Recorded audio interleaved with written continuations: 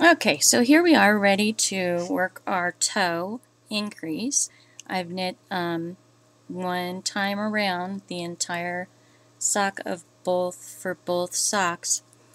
And now what you're going to do is you're going to work your charts, and they're going to show a weird stitch right here. You're going to see make one, or knit one, then you're going to see make one. And what you do is you put the yarn up on the needle, and for a make one right, you twist the stitch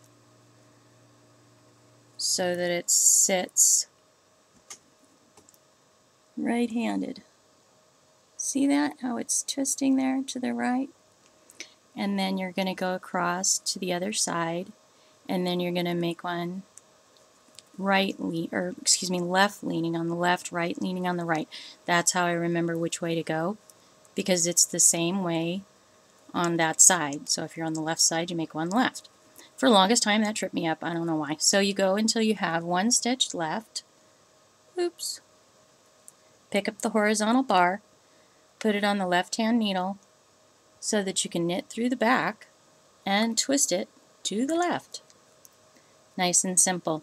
Now this is what trips me up, is I've got this long line back here for the weave-in for the cast-on edge, and so what I do is I normally weave that in right away.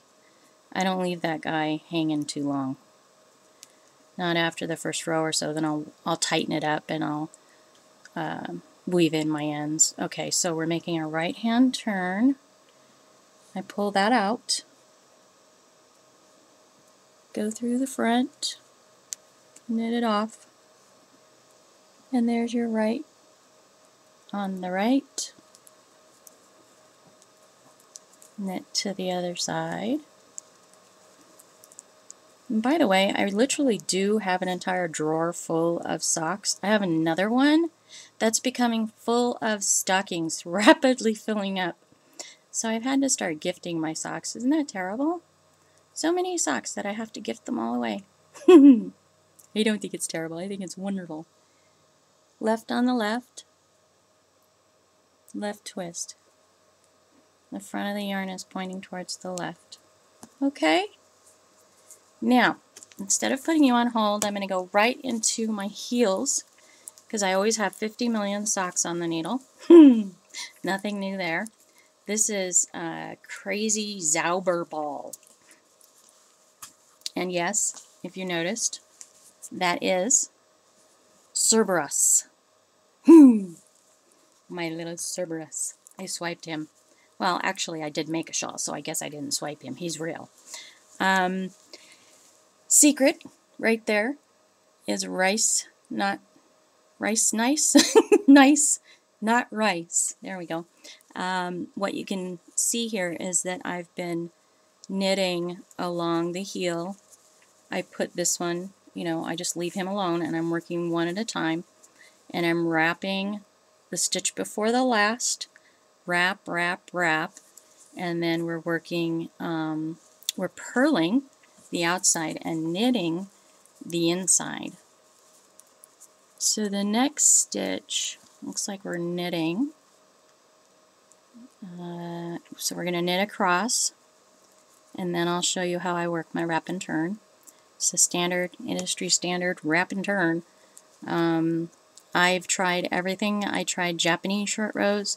I tried Kat Bordy's slip stitch short rows. I found that I'm the most comfortable with the wrap and turn. I just like it. I like it the best of anything I've tried. And one other thing I want to tell you guys is that there are a million how to knit socks toe up to at a time, but I wanted to use my own URLs and have my own videos so that if you guys have any questions, it's really easy to get in touch with me. Anyway, so here we are. We're back to, you can tell the stitches that you wrapped because there's a gap there. You see how there's no gap in between these two? So what we're going to do is lift it off, wrap the stitch, turn the work. That's why it's called a wrap and turn.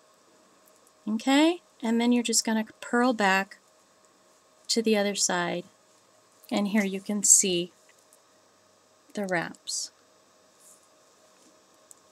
Now, I think I'm going to put you on hold because we're going to have a long way before I get to the double wraps, and that could be a place where you're going to want some real teaching. So I'll come back in a little bit.